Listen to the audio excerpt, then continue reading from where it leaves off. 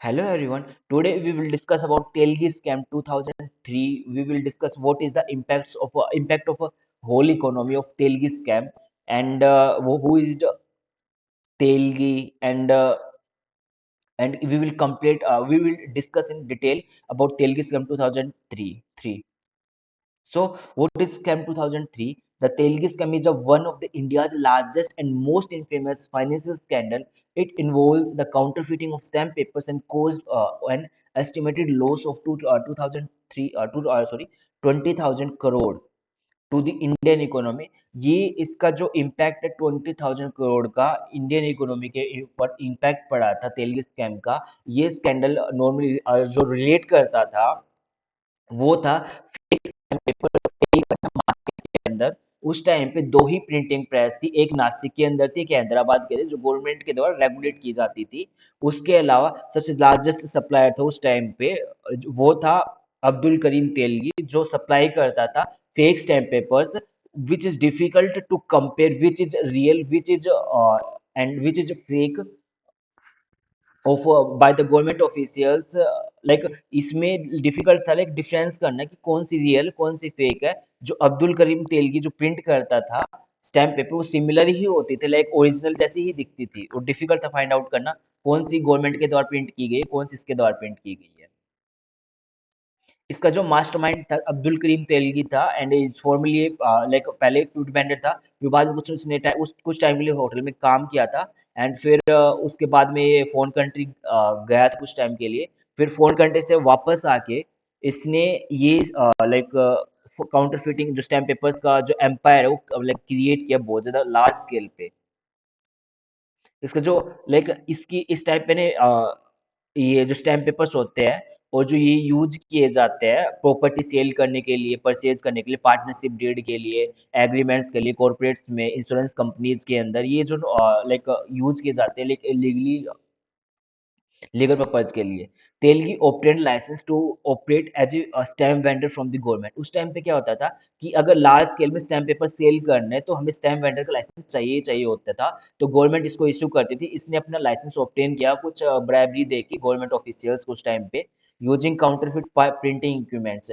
उस टाइम पे क्या कहते थे लाइक जो इक्विपमेंट्स का जो नासिक था वहाँ पे प्रिंटिंग प्रेस है, वहाँ से जो फेक लाइक जो प्रिंटिंग प्रेस जो डिजिटल लाइक खराब हो जाती थी उनको सेल करता था पार्ट्स में, वहाँ से सेल होती थी।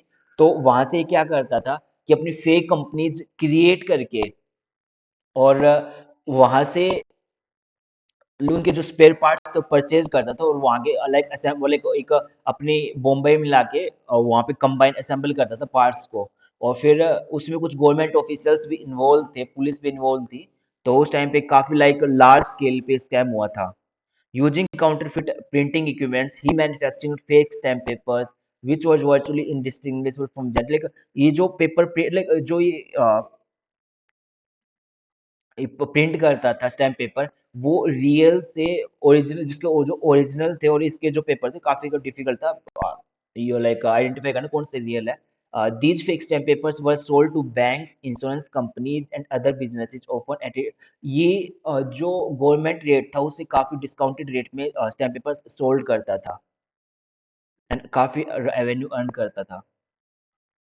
इन India the security press and minting corporation of India limited, जो ये एक रेगुलेटरी है जो स्टैम्प पेपर्स इश्यू करती है, जो स्टैम्प पेपर्स बनाती है। इसकी दो प्रिंटिंग प्रेस थी, one in Nashik, second in Hyderabad.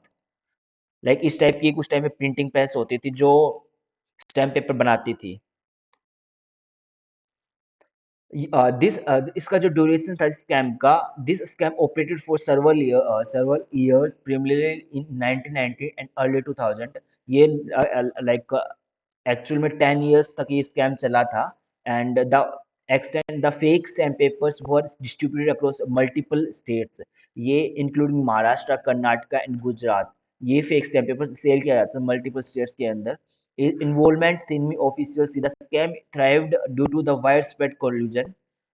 Telgi bribed several government officials, police officers.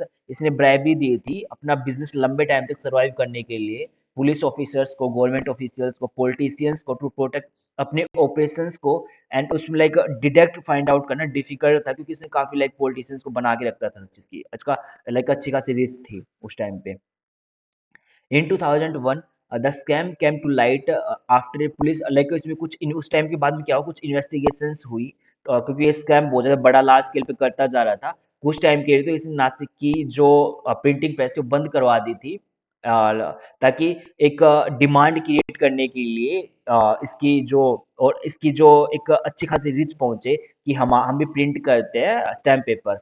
तो उस टाइम पे मार्केट क्रिएट करने के लिए, डिमांड क्रिएट करने के लिए इसने ना सप्लाई भी रुकवा दी थी, जो मेन जो गवर्नमेंट रेगुलेटरी बॉडी जो प्रिंट करती थी स्टैम्प पेपर।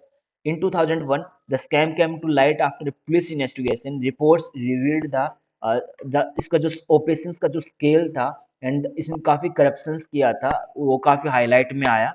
और इसके जो लीगल आउटकम्स क्या क्या हुए, जो अब्दुल करीम तेलगी ने जो स्कैम किया था, Abdul Karim Telgi was arrested and eventually convicted.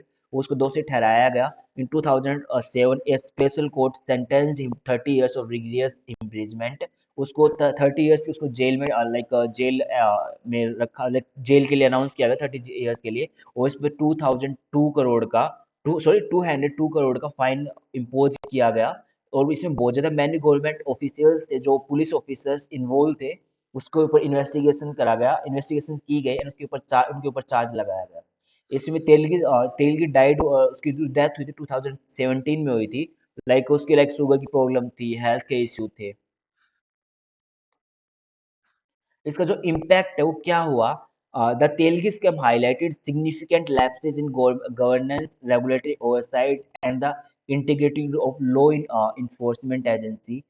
It spurred in reforms in the issuance of stamp papers and emphasized the need for greater transparency in government operations. इसमें काफी रेगुलेटरी की जरूरत थी, क्योंकि उस टाइम पे काफी स्कैम्स हुए थे। जैसे कि हर्षद मेहता स्कैम 1992 में हुआ था, और फिर एक केतन पारेख स्कैम था 2002 के 3 के अप्रोक्स हुआ था वो स्कैम, जो इंडियन इकोनॉमी के ऊपर, फिर बाद में ये अब्दुल करीम तेलगी स्कैम था 2003 में, तो काफी इम्पैक्ट हुआ था इसे इकोनॉमी के अंदर। और ये लार्ज स्केल पे काफी इकोनॉमी के अंदर लाइक इम्पैक्ट हुआ था। और इन्होंने इकोनॉमी के अंदर काफी लॉस भी क्रिएट किया था, और गवर्नमेंट ऑफिशियल्स एंड इसमें और गवर्नमेंट की जो लूप होल्स उसका काफी फायदा उठा गया था। Now, next video, we will discuss about what is Harshad Mehta scam 1992. Till then, subscribe our channel. If you want more videos related to scams, we will upload it, and you can comment it in the comment box. And till then, subscribe our channel, and with share your friends more and more, and inform about what is Telgi scam. Thank you.